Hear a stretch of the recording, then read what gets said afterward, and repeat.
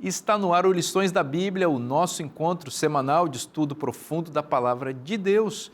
E hoje vamos continuar caminhando pelos temas poderosos do livro de João e vamos falar sobre fé, a importância de crer em Jesus como nosso Deus, como nosso Senhor e como nosso Salvador. É sobre isso e muito mais o Lições da Bíblia que está começando agora.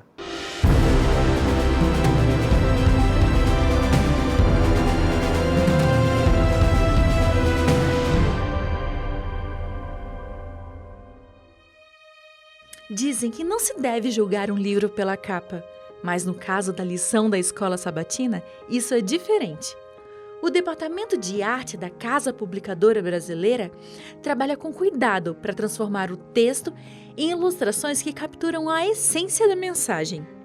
Desde a capa até as ilustrações internas, cada imagem é criada para refletir a profundidade do tema, ajudando o leitor a se conectar visualmente com o conteúdo espiritual. Quando eu recebo o texto do pastor André, ou da parte de edição do texto, e eu me deparo ali com o tema da lição, aí vem o desafio. Do que a lição trata?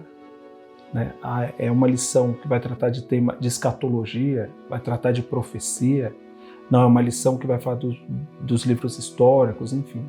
E aí, a partir daí sim, é feita uma pesquisa, o que já foi feito nesse sentido, o que já foi apresentado quanto imagem a respeito desse tema, porque eu não posso fugir totalmente do que já foi apresentado, mas como apresentar isso de uma maneira diferente, inovadora, que desperte o interesse do aluno em estudar a lição. Uma imagem, o leitor pode ser levado a pensar de forma mais profunda sobre o tema, tornando a experiência de aprendizado ainda mais pessoal. Em 2009, onde eu recebi uma ligação de uma pessoa que ela me perguntou qual o processo para criar uma capa. Eu fiz outra pergunta para ele, mas por quê? E aí ele disse, não, porque eu estou passando por uma situação muito complicada e eu me vi na capa da lição.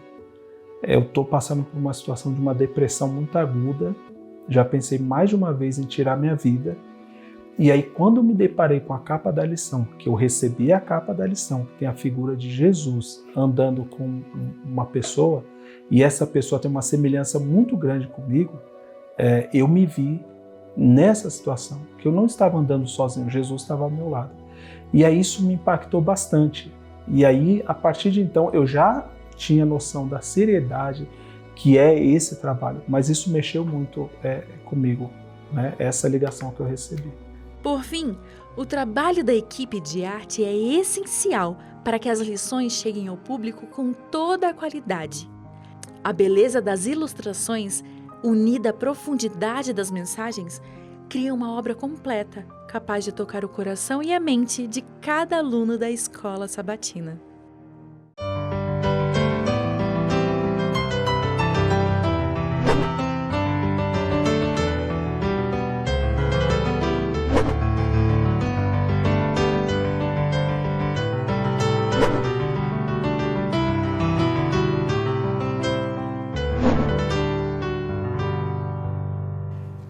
Estamos juntos aqui à mesa para estudar com você a Palavra de Deus e a nossa gratidão por você nos receber na sua casa ou em qualquer outro lugar em que você esteja assistindo esse programa. Quem sabe aí sentado no sofá, quem sabe com o celular na mão ou no computador, enfim, em qualquer local ou situação, você é muito bem-vindo aqui em nosso programa e também a gente agradece por nos receber com alegria.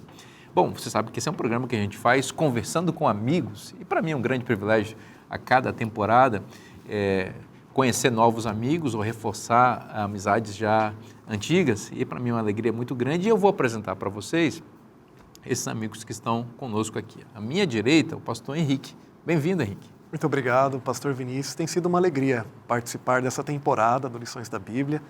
Tem sido muito abençoador na minha vida. Que bom. Aqui o pastor Wilson Paroski, de volta ao Brasil, né, pastor Paroski? Muito bom ter o senhor aqui com a gente e nos dá o privilégio de ter a sua presença ao longo dessa temporada. Obrigado, e é bom estarmos juntos e estudarmos juntos a Palavra de Deus. Exatamente. Pastor Elias Brenha, amigo, que bom receber você mais uma vez. Prazer é meu. É sempre uma alegria, principalmente ao lado de vocês, né? A minha alegria se torna completa. É isso aí. Ora pra gente, por favor. Sim. Obrigado, Senhor, por mais um momento especial que temos para estudarmos a Tua Palavra. Que a gente sinta a Tua presença conosco, que a gente sinta a influência do Teu Espírito Santo em nós e através de nós. E que esse momento seja abençoador para a nossa vida e para todos aqueles que estão conectados conosco, em nome de Jesus. Amém. Amém. Bem-aventurados os que creram. O verso que dá base para o nosso estudo nesse programa está em João capítulo 20, o verso 29, que diz: Jesus lhes disse: você creu porque me viu? Bem-aventurados são os que não viram e creram. João está falando para uma audiência posterior a Jesus, as pessoas que viriam depois, incluindo nós mesmos, né? E aqui está fazendo uma referência, né? Aqueles que não viram e creram. Nós não vimos Jesus pessoalmente, mas nós podemos crer e aqui nós somos bem-aventurados por isso. Eu gosto muito desse verso. Ele é um verso que me traduz assim muita paz, muita segurança e muita confiança em Jesus. O contexto dessa declaração é muito claro. O capítulo 20 nos apresenta diferentes aparições de Jesus após a sua ressurreição. Ele aparece a Maria, está aqui dos versos 11 até o verso 18. Ele aparece aos discípulos, mas só que Tomé não estava presente. E a partir do verso 26 relata algo interessante. Diz assim: passado 8 dias, e aí Tomé já estava presente. Estavam outra vez ali reunidos os seus discípulos, e Tomé com eles. Estando as portas trancadas, veio Jesus, pôs-se no meio deles e disse-lhes: paz seja convosco. E aí a gente conhece bem a história de Tomé, né? Não precisamos aqui nos aprofundar nela.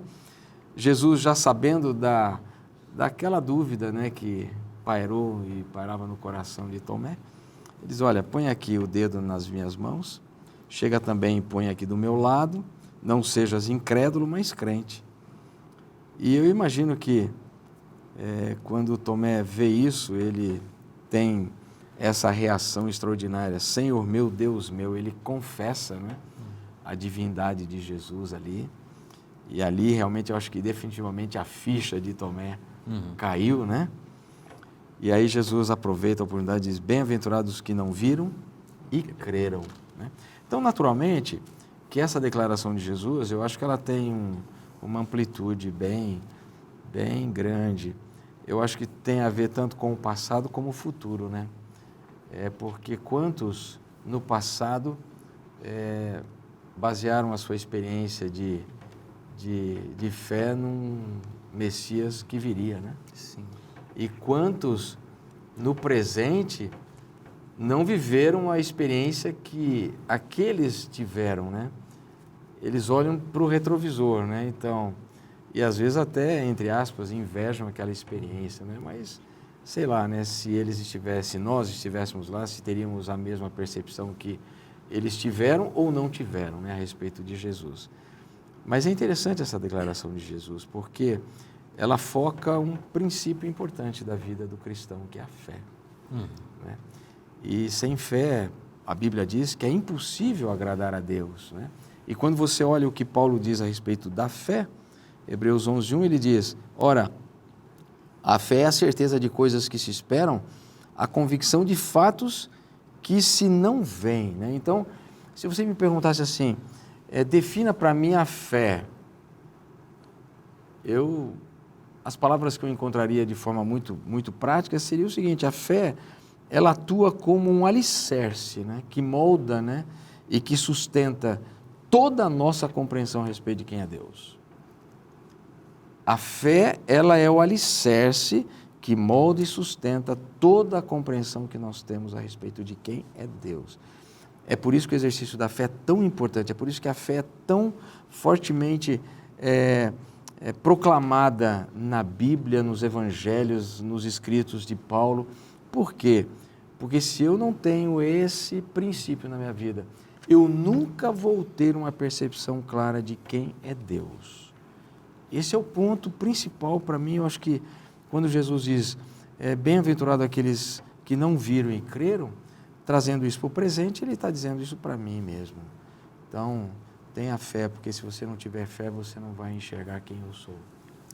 Um ponto importante aqui é como que nós vamos ter fé se nós não virmos os sinais, os milagres. Como que a fé é mediada para aqueles que não estão lá, ou que não estiveram lá e que não viram? Paulo fala em Romanos, a fé vem pelo ouvir e ouvir da palavra de Deus. 10:17. E é interessante ver exatamente o versículo seguinte. Capítulo 20, versículo 29 diz, porque me viste e creste, bem-aventurados os que não viram e creram. E o que diz o verso seguinte? O verso seguinte fala do evangelho escrito. Na verdade, fez Jesus diante dos discípulos muitos outros sinais que não estão escritos neste livro. Estes, porém, foram registrados para que vocês tenham fé. Então, a fé é mediada pela palavra. A fé para aqueles que não tiveram o privilégio da primeira geração de ver, de ouvir, de tocar, a fé agora é mediada pela palavra. O evangelho, a história de Jesus, é o meio utilizado por Deus agora para aqueles que não estiveram lá, para as gerações seguintes, para desenvolver fé. E é possível, nós não estamos em desvantagem em relação àquela primeira geração. João, na sua primeira epístola, capítulo 1, ele vai falar aquilo que os nossos olhos viram, aquilo que os nossos ouvidos ouviram, aquilo que nós tocamos. Dá a impressão que eles tiveram um privilégio enorme em relação a nós. Mas, na verdade, no Evangelho de João, a grande maioria daqueles que viram, ouviram e tocaram, não creram. Veio para o que era seus. E os seus não receberam. Então, não é o ver, ouvir e tocar o suficiente. É como nós respondemos à manifestação de Jesus. E agora, o Jesus dos Evangelhos, nós não podemos ouvir, nós não podemos ver, nós não podemos tocar, mas ocorre o seguinte, aquele Jesus que fala por meio dos Evangelhos é o mesmo Jesus que falou para realizar os seus milagres. Os milagres foram realizados pelo poder da sua fala. Então, a palavra de Jesus é tão poderosa quanto o seu toque. A palavra de Jesus é a mesma, ela tem o mesmo poder no passado, ela tem o mesmo poder hoje. E a fé vem pelo ouvir, e o ouvir da palavra. Ou seja, nós não estamos em desvantagem em relação à primeira geração, porque a palavra escrita é tão poderosa quanto a palavra falada. Parece que existe até uma vantagem, porque, claro, a encarnação de Jesus é uma coisa extraordinária, a revelação especial de Deus, a mensagem encarnada de Deus, o Evangelho em todas as dimensões, táteis, visíveis, auditivas, como foi mencionado.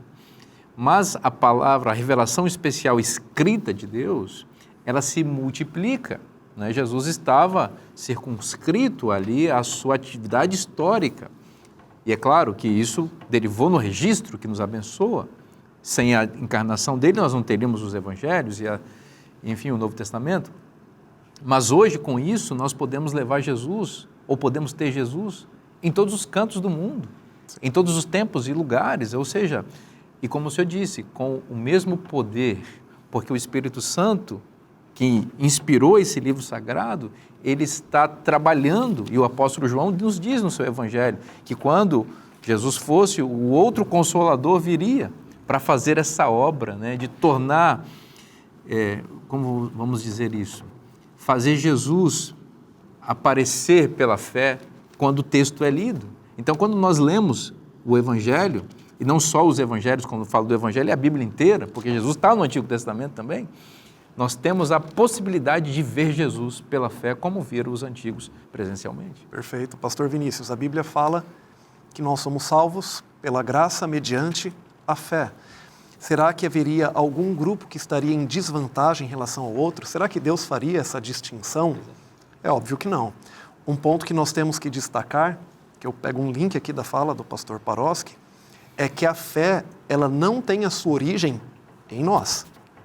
A fé, ela tem sua origem em Deus. Vem de Deus. Deus se revela e Ele se revela a todos os seres humanos com evidências suficientes para que eles possam ter fé. Aqueles que vieram depois de Cristo, depois de João, e aqueles também que existiram antes de João. É interessante, o autor faz uma conexão aqui com Abraão. Nós sabemos o papel tão importante que Abraão tinha para a nação judaica. Na lição de domingo, ele destaca o capítulo 8, verso 56, que diz: Abraão, o pai de vocês, alegrou-se por ver o meu dia. E ele viu esse dia e ficou alegre. Nós percebemos durante todo o evangelho de João, de maneira bem intencional, o propósito de João, em escrever para aqueles que não veriam, mas deveriam crer e teriam evidências suficientes para isso. A irmã White, comentando sobre esse texto, ela fala em que momento que Abraão viu o dia de Cristo. No livro Desejado de Todas as Nações, página 376, diz assim: essa terrível prova foi imposta a Abraão, para que pudesse ver o dia de Cristo e compreender o grande amor de Deus para com o mundo. Amor tão grande que, para erguê-lo da degradação, entregou o seu único filho a tão vergonhosa morte, se referindo ao sacrifício de Isaac. É importante destacarmos, não vamos aqui abrir uma grande janela, porque apenas Abraão daria para passarmos bom tempo, mas Abraão nem sempre foi o pai da fé. Quando nós analisamos do capítulo 12 até o capítulo 17, quando no verso 1 Deus aparece e fala: Abraão, eu sou o Deus Todo-Poderoso, anda na minha presença e ser perfeito. Nós vemos que por um bom tempo, Abraão não andou na presença de Deus como Deus gostaria. Mas no capítulo 22, quando nós vemos a maior prova já dada a um ser humano de entregar o seu próprio filho, Abraão ali demonstrou uma fé em Deus, uma fé tão grande, ao ponto de entregar aquilo que ele tinha de mais importante, e nesse momento ele teve a possibilidade de ver o tipo de Cristo, através primeiro de Isaac. Isaac era um jovem de 20 anos, forte, poderia sair dali. A irmã White diz no Patriarcas e Profetas que ele voluntariamente ele se ofereceu para ajudar o seu pai a colocá-lo ali em cima, por temor ao Deus do seu pai, representando Cristo voluntariamente também. E quando Deus impede Abraão de imolar o seu filho, aparece um cordeirinho preso num arbusto. E aqui eu tiro uma última aplicação sobre a figura de Cristo e a salvação. Abraão ele era muito rico.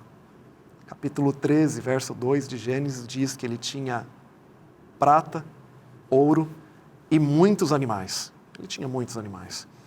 Mas quando precisou de um animal para substituir a vida do seu filho, foi Deus quem proveu. Aquele animal aparece ali. Nós podemos ter muitas coisas naturalmente, mas quando o assunto é salvação, é Deus quem provê. Abraão ele teve ali a oportunidade de refletir no plano da salvação, no papel do pai, inclusive, no papel de Cristo voluntariamente, depois novamente no papel de Cristo através do Cordeiro como um substituto, já falamos aqui durante essa semana, e isso certamente traria um impacto enorme aos seus ouvintes pela importância que Abraão tinha para a nação judaica. No contexto do judaísmo, dos dias de Jesus, havia uma crença especial em relação a Abraão e a Moisés. Os dois personagens do Antigo Testamento citados no Evangelho de João. Moisés é citado demoradamente por Jesus no capítulo 5 e ele cita Abraão no capítulo 8. É interessante que os judeus da época acreditavam que esses dois grandes heróis do Antigo Testamento haviam ascendido aos céus. Nós vemos isso na literatura judaica, e eles haviam tido revelações especiais de Deus lá no céu. Lá no céu. E depois eles voltaram para compartilhar e ensinar os seus filhos e sua descendência. Abraão é o grande pai da nação judaica. E Moisés, aquele que tirou o povo do Egito e que realmente deu início ao cumprimento das coisas. E aí Jesus fala, aquele Moisés que vocês acham que foi o maior de todos, ele escreveu a meu respeito. Aquele Abraão que vocês acham que viu a Deus, teve lá, ele viu o meu dia. Ele viu o meu dia. Jesus usa exatamente a crença judaica em Abraão e Moisés para introduzir o testemunho que eles deram a seu respeito. É muito curioso que nesse episódio, em João 8, ele faz todo esse discurso para produzir fé, mas no coração infértil dos seus oponentes, esse discurso produz incredulidade. Como está o seu coração?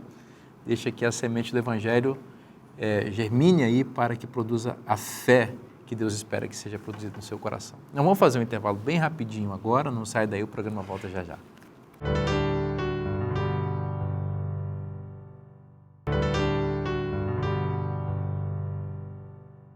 As doenças podem nos prejudicar muito e nos fazer perder bons momentos.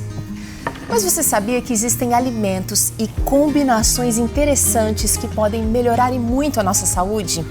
Olha, pode ser que você tenha vários desses em sua casa, mas é importante saber prepará-los. Peça sua revista Máquina Humana pelo site novotempo.com/escola bíblica e descubra como cuidar da sua saúde através de uma alimentação consciente e equilibrada. Estamos de volta com o programa Lições da Bíblia para continuar estudando sobre o Evangelho de João. Antes disso, você sabe que Jesus disse que veio para que nós tenhamos vida e vida em abundância. Isso inclui também a nossa saúde, né? Jesus deseja que você tenha saúde. Como que anda a sua saúde? Você sabe que existem inimigos silenciosos, esses são os piores, né? E tem um inimigo da nossa saúde silencioso, terrível, sorrateiro, que tem afetado muitas pessoas, que é o diabetes. Olha, gente, é complicado o diabetes, sabe? Traz muitos problemas para a vida da pessoa e se você tem esse problema, você sabe como é. Eu vou dizer uma coisa para você, a palavra de Deus tem recomendações muito especiais para a prevenção desse mal e também para ajudar você a conviver melhor com ele e eliminar os efeitos dele na sua vida. Como você pode ter acesso a isso? A gente se preocupou com isso e a Teru Gouveia, que é apresentadora do programa Vida e Saúde do Novo Tempo, escreveu essa edição especial da revista Esperança para, entre outros assuntos aqui, ajudar você a prevenir ou a lidar melhor com o diabetes. Tem muita coisa boa nessa revista e você não pode perder esse material especial. Como é que faz para ter essa revista? É só você mandar um recadinho aí para esse WhatsApp que está aparecendo na sua tela. Você vai preencher um rápido cadastro e nós vamos enviar sem custo nenhum, como um oferecimento dos Anjos da Esperança, essa revista para sua casa. Está esperando o quê? É agora a sua oportunidade de ter mais saúde, de ter mais vida, de ter vida em abundância e vencer os problemas de saúde. Manda agora o seu recadinho, nós vamos enviar para você sem custo. Vamos continuar conversando sobre o Evangelho de João e a gente está aprendendo coisas muito interessantes. Muitas pessoas deram testemunhos a respeito de Jesus e agora nós vamos ao testemunho de Maria. Estamos em João capítulo 12, nos versos 1 a 3. Muito bem, é bem interessante essa descrição porque ela traz como posso dizer, traz um significado diferente aqui em relação ao testemunho. Diferente no quê? Porque normalmente nós testemunhamos falando, né? Falando. Mas aqui a gente tem o exemplo de um testemunho silencioso. Uhum. E cheiroso, né? E cheiroso, né? Silencioso e cheiroso. Ele acontece no momento em que Jesus recebe uma homenagem, ele recebe ali um jantar, e está bem claro isso aqui no Evangelho de João capítulo 12, a gente não precisa gastar tempo aqui nem lendo o texto, mas só há um detalhe aqui que é muito importante, onde no verso 2 e verso 3, para mim a essência, diz assim: deram-lhe, pois, ali uma ceia, Marta servia, sendo Lázaro um dos que estavam com ele à mesa. Então Maria, tomando uma libra de bálsamo de nardo puro, muito precioso, ungiu os pés de Jesus e os enxugou com os seus cabelos. E encheu-se toda a casa com o perfume do bálsamo. E a gente conhece a reação dessa história. Houve uma reação muito forte da parte do tesoureiro aí dos apóstolos, não é? E ele tenta impedir a ação e Jesus diz, não, fique tranquilo, porque ela está fazendo uma ótima ação. E isso, na verdade, tinha um sentido muito importante para a messianidade de Jesus, né? Maria faz algo que, às vezes, nós deixamos para fazer quando as pessoas já morreram, né? E ela faz em vida, né? Ela dá a Jesus aquilo que muitas pessoas foram lá no túmulo e fizeram quando Jesus já havia morrido. É importante a gente entender esse contexto, porque, primeiro, o que nós fazemos fala muito mais alto do que aquilo que nós dizemos.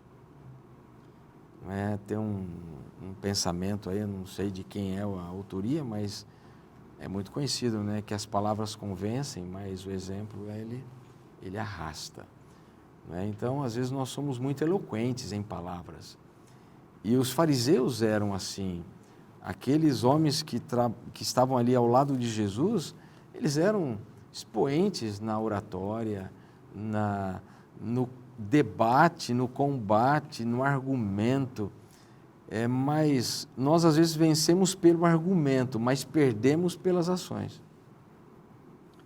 E isso é um aspecto que a gente precisa trazer isso para nós, porque a lição, o testemunho dessas pessoas que João relata, não é simplesmente por acaso que está aqui registrado, é para a gente precisar entender isso, porque senão é só história, é só um ato que aconteceu lá e não faz sentido para a vida da gente. Então, para mim, esse ato de Maria em testemunhar silenciosamente do que realmente Jesus significava e representava para ela, ao ela ungir os pés de Jesus, ela estava literalmente dizendo, eu creio nele como o Messias. Pois não, pastor? É interessante que esse contraste que você está mencionando, ele está presente dentro da própria história. Porque quem organizou esse banquete foi Simão. Sim. Simão havia sido curado, mas ele não acreditava fielmente, plenamente, que Cristo era o Messias. Ele organizou esse banquete porque ele se sentia obrigado a retribuir a cura que ele havia recebido. E nesse banquete nós temos Maria fazendo um contraponto. Maria, ela derrama esse perfume, nós sabemos que depois da morte de Cristo, quando chegam lá para fazer o mesmo, já não conseguiram. E por causa de Judas, nós conseguimos saber o valor desse perfume e o registro também aqui de João, quando ele menciona que os 300 denários não seriam suficientes. Isso está calculado em aproximadamente um denário, era um dia de trabalho de um trabalhador comum da época, quase um ano. Ela derrama por volta de um ano aos pés de Cristo. Por que ela faz isso? Aquilo era o que de mais valioso ela tinha. Simão, ele organizou porque se sentia obrigado, mas Maria tinha no seu coração o reconhecimento de quem ele era. Um reconhecimento que parece que nem alguns dos discípulos tinham. Nós temos aqui claramente, aqui é forte as palavras de Jesus e o relato aqui de João também, dizendo que Judas era um ladrão. Ela entregou aquilo de mais valioso que ela tinha porque ela amava Cristo e o amor nunca calcula. O amor entrega tudo o que pode e a única lamentação é de não ter tido mais para entregar. O amor entrega tudo. Ela estava diante de Cristo que entregou e entregaria tudo por amor a ela e por amor a todos nós. E nessa atitude, ela entrega também tudo que ela tinha, aquilo de mais valioso que ela possuía. Um ato de profunda devoção, né? Sem dúvida. Um ato de profunda devoção. É uma história muito, muito forte, né? Porque mostra, como você mencionou, né, Henrique, alguém que está oferecendo o melhor em resposta ao grande amor de Deus. Uma pessoa que entendeu o Evangelho. E Jesus, repreendendo Pedro, ou Judas, né, que justifica a sua corrupção com os pobres, né? Isso não é uma coisa dos nossos dias, isso já é uma coisa antiga, né? Gente que usa os pobres para roubar dinheiro para si, né? Aí ele diz, não, podia ter vendido isso daí e dado aos pobres, né? Mas ele estava preocupado em pegar pelo menos parte daquele dinheiro para si, né? E Jesus o repreendeu ali e, citando o Antigo Testamento, que é a estrutura dessa semana, diz, os pobres sempre tereis convosco. Ao mesmo tempo, nós aprendemos uma coisa, era o momento de exaltar a Cristo. Maria fez certo. Mas depois que Cristo não estivesse, nós deveríamos olhar para as pessoas carentes também. Porque, como Jesus diz no Evangelho de Mateus, capítulo 25, quando a gente faz a um desses pequeninos de Jesus, a ele nós estamos fazendo. Vinícius, tem um ponto aqui que é também extraordinário, que a lição aqui chama a atenção, sobre o fato de que Maria, provavelmente, ela não pretendia que seu gesto fosse notado. Aqui está o ponto. Mas, quando João escreve aqui no verso 3, ele diz que o perfume encheu toda a casa.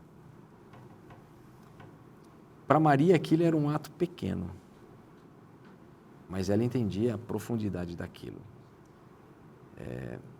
Quando nós fazemos, mesmo que seja um ato aparentemente pequeno, sem querer aparecer, sem querer valorizar aquilo que eu faço.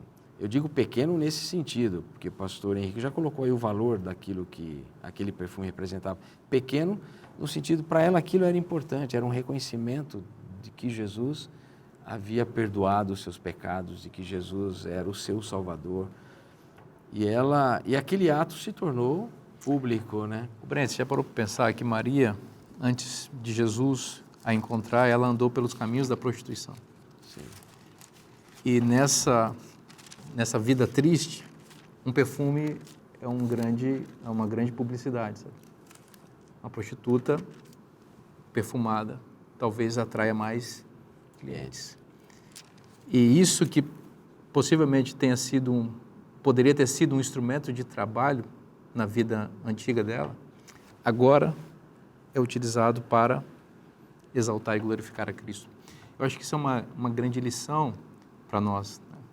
A gente precisa trazer tudo que a gente tem, tudo que a gente é, não para nós e para uma vida de pecado, mas empregar tudo para a glória e exaltação de Cristo, porque Ele é digno. Né?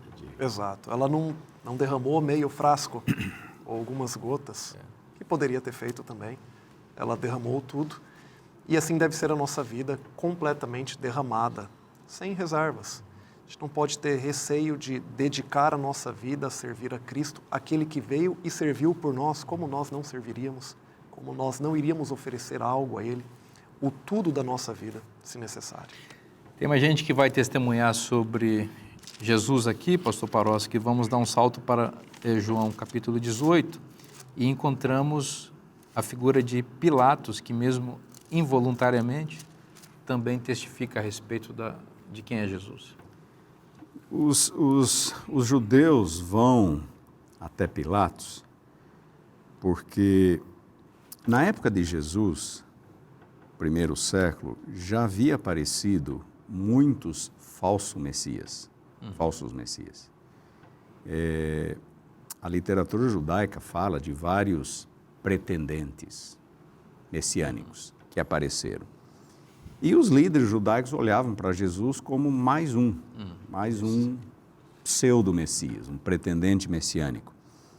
E se fosse realmente o caso, dada a concepção deles de que o Messias seria um rei, um libertador político-militar, era importante para eles levarem um assunto até Pilatos, porque qualquer pretendente messiânico que quisesse ser rei poderia representar uma ameaça ao império. Eles não podiam, a pena de morte era reservada às autoridades romanas, os judeus não podiam aplicar a pena de morte. Então eles vão a Pilatos em busca desse aval dessa autorização oficial para que eles possam matar a Jesus. Nós vemos que lá desde o capítulo 8 eles já decidem matar Jesus. E naquele diálogo ali surge então algumas coisas muito interessantes, não é? Capítulo 18, Pilatos, no versículo 36, Jesus fala: o meu reino não é deste mundo. Ao falar que o reino dele não era deste mundo, ele se apresenta como o quê? Como rei. Eu tenho um reino. E aí Pilatos então intervém. Logo, tu és rei. Tu és rei. E Jesus disse: tu o dizes, né? Tu o dissestes. Eu nasci para isto vim ao mundo, a fim de dar testemunho da verdade. Que é a verdade? É um diálogo interessante em que a gente vê, se nós somarmos isso ao relato de Mateus, de que a esposa de Pilatos disse a ele, né, não se envolvas com esse homem, porque eu sofri muito num sonho por causa dele. Pilatos está ali no limite entre reconhecer, crer e não. E no fim ele resolve lavar as mãos e permitir com que Jesus seja crucificado. É interessante. Muitos de nós, em momentos específicos, somos confrontados com a mesma decisão, né? O que fazer com Jesus? O que fazer com Jesus? E muitos lavam as mãos e entregam Jesus para ser crucificado. Eles o negam no seu testemunho pessoal. E assim Pilatos passou para a história. Ele esteve ali, ele esteve no limite, no ponto de confessar sua crença, sua fé em Jesus e impedir com que ele fosse, com que ele fosse poupado, mas ele decidiu entregar Jesus para que fosse crucificado, né? Por algum momento parece que ele quer fazer o que é certo, né? Parece que ele foi sensibilizado, ele reconhece. Quando a gente lê o verso 38, perguntou-lhe Pilatos: que é a verdade? Tendo dito isso, voltou aos judeus e lhe disse: eu não acho nele crime algum. No capítulo 19, verso 4 diz: outra vez saiu Pilatos e lhes disse: eis que eu vou-lo apresento, para que saibais que eu não acho nele crime algum. É interessante que um governador romano pagão, parece que de alguma forma foi sensibilizado, mas o próprio povo judeu não estava sensibilizado para isso.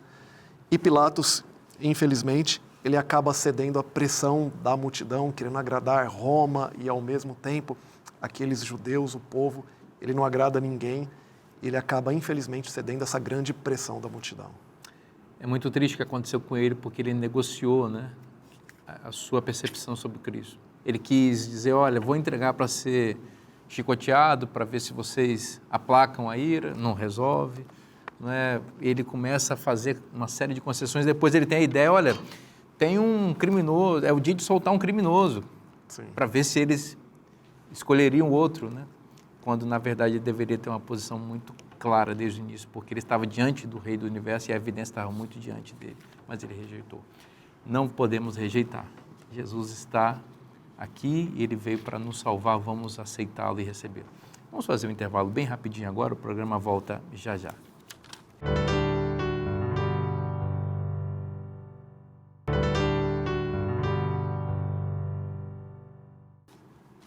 Estamos de volta com o terceiro bloco do programa Lições da Bíblia. E falando em Bíblia, é muito bom ter a Bíblia todos os dias da nossa vida. E uma das maneiras especiais de você ter a Bíblia em sua casa todos os dias do ano é com um devocional diário. E, melhor ainda, esse devocional especial escrito pelo Dr. Rodrigo Silva. Aqui nós encontramos o livro Descobertas da Fé. Rodrigo Silva é um arqueólogo, teólogo, muito influente hoje na internet, as pessoas conhecem, e você sabe que ele tem um jeitinho especial de falar sobre Jesus e as descobertas arqueológicas que comprovam a veracidade da palavra de Deus. Então, se você deseja ter uma porção diária de bênçãos espirituais escritas pelo Dr. Rodrigo Silva, você pode adquirir esse devocional Descobertas da Fé, que vai ser uma grande bênção para você e para a sua família. Quer adquirir? É só acessar cpb.com.br. Vamos continuar conversando sobre as evidências, aliás, o cumprimento de Jesus no Antigo Testamento e as testemunhas que vão sendo mencionadas. Na realidade, estamos falando da fé, Bem-aventurado aqueles que crerem. Agora, olha que coisa interessante, Henrique, porque nós temos um personagem aqui em evidência, em João capítulo 20, que tinha um pouco de dificuldade de crer, É verdade. Tomé. E é interessante que esse relato que nós temos aqui sobre Tomé, ele aparece unicamente no Evangelho de João. Por qual motivo? Precisamos resgatar mais uma vez o propósito do Evangelho. Eu acho muito interessante que no começo da lição da semana, quando menciona sobre Abraão, nós vemos um exemplo positivo daquilo que João entendia que deveria ser a próxima geração, aqueles que não viram, mas creram. E quando ele cita o exemplo de Tomé, nós vemos aqui um exemplo negativo. É o contrário, Que é contrário daquilo que a próxima geração Não deveria ser. não deveria fazer. Quando nós olhamos aqui o texto, capítulo 20 do Evangelho de João, há um relato dos discípulos de que eles haviam se encontrado com Cristo ressurreto, e no verso 25 diz assim: disseram-lhe então os outros discípulos: vimos o Senhor. Mas ele respondeu: se eu não vir nas suas mãos o sinal dos cravos, e ali não puser o dedo, e não puser a mão no seu lado, de modo algum acreditarei. É interessante que esse dia chega, esse momento chega. O verso 27 diz: e logo disse a Tomé, Jesus: põe aqui o dedo e vê as minhas mãos, chega também a mão, põe-na no meu lado, não sejas incrédulo, mas crente. Respondeu-lhe Tomé: Senhor meu e Deus meu. Disse-lhe Jesus: porque me viste, creste? Bem-aventurado os que não viram e creram. João aqui, ele é o único que relata esse momento da história de Tomé. Não era porque ele estava querendo expor Tomé, não. Queria deixar um recado para a próxima geração, que deveria crer sem ter visto. Na lição de sexta-feira, nós encontramos uma importante citação sobre esse momento, que diz assim: a fé de Tomé teria sido mais agradável a Cristo se ele tivesse estado disposto a crer pelo testemunho de seus irmãos. Se hoje o mundo seguisse o exemplo de Tomé, ninguém creria na salvação, pois todos aqueles que recebem a Cristo devem fazê-lo pelo testemunho de outros. Imagina se os próximos tivessem seguido o exemplo de Tomé, nós não estaríamos nem aqui nesse momento. Então eu acho muito interessante, porque ele coloca um exemplo positivo daqueles que creram sem ter visto, e ele coloca aqui um exemplo agora de um comportamento que não deveria ser visto na segunda geração e também em nossa vida, um comportamento de incredulidade. Eu vou aproveitar aqui o gancho do Henrique, que eu quero fazer aqui um rápido contraponto aqui entre a fé e a dúvida. Uma pergunta simples para nós aqui à mesa, Quem aqui nunca teve dúvida? Eu duvido que alguém nunca tenha sentido dúvida, Então, quando a gente lê esse texto, que já foi apresentado pelo pastor Henrique, algumas coisas me chamam a atenção. Na primeira parte, na primeira aparição de Jesus aos discípulos, a Bíblia diz que aqueles que estavam ali, eles se alegraram porque viram o Senhor. Tomé, então, ele questiona. Diz: não, vocês estão de brincadeira. Não, isso não é sério. Não é possível, eu duvido, Aquela história comum, de todos nós. Eu duvido, eu quero ver para crer. Por isso que Tomé é aquela coisa, ver para crer, Ele não faria isso se eu não tivesse presente. Então, se eu não colocar aí as minhas mãos, o dedo e tal, e aí passa alguns dias, 8 dias diz a Bíblia, e Jesus aparece de novo. Agora é para confrontar realmente a dúvida de Tomé. E aí ele não dá nenhuma chance de reação a Tomé. Porque a Bíblia, o texto é muito indutivo quando ele entra, ele diz assim, paz seja convosco, e logo disse a Tomé. Então isso aqui para mim é importante, porque o alvo daquela aparição era Tomé, não eram os 12 já haviam presenciado a cena. Então ele vai na jugular de Tomé. Tomé, vem aqui, olha, você tem dúvida? Coloque aqui a sua mão, coloque aqui o seu dedo, e aí já mencionamos isso, né? A declaração de Tomé, Senhor meu, Deus meu, e aí o texto que é o verso áureo da lição, mas eu quero só fazer um comentário aqui, né? Na Bíblia, a fé ela é sempre apresentada num contraponto da dúvida. Eles caminham em direções opostas, fé e dúvida. Quando a gente olha Hebreus, né? Como já lemos o texto, a fé é a certeza, a convicção e tal, de fatos que, enfim, você ainda nem presenciou e tudo mais. Mas você vê Tiago também dizendo que aquele que duvida é como a onda do mar, não é? Então, o que eu diria nisso? Eu diria que, apesar de elas caminharem em direções opostas, fé e dúvida, elas fazem parte da nossa vida, da nossa caminhada cristã.